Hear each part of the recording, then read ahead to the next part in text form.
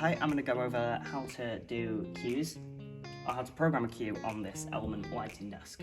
So the first thing that you're going to want to understand is turning on a light. So this is your magic sheet, which will be displayed on this monitor. And all you want to do is turn on a light is you click on the light and then use this scroller wheel here to turn the intensity up or down.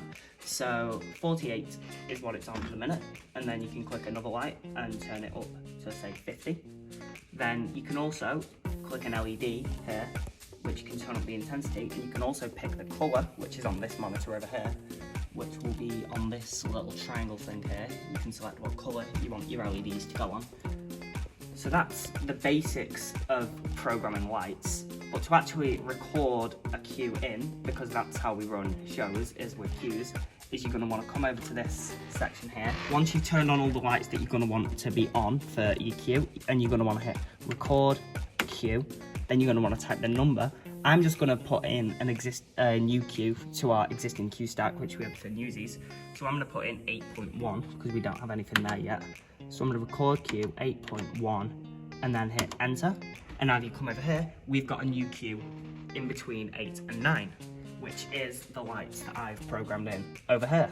So the other thing that you're really going to want to do is label your cue.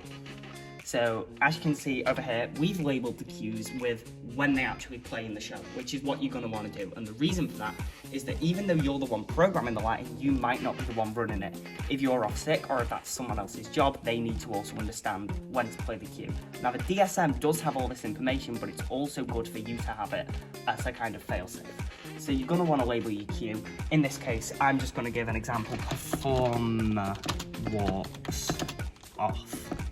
You probably want to name the performer, but for this example, you understand the gist. So as you can see over here, we've got Q8 and then Q8.1, performer walks off, and Q9. So if I go back to Q8, as you can see over here, loads of lights have just turned on. And then as I move, and then you'll hit go, into Q9, and all the lights will fade out. They've got a time set in on the previous cue, but then all the lights have faded out except for the ones that I've just programmed in, which is exactly what you're going to want to do.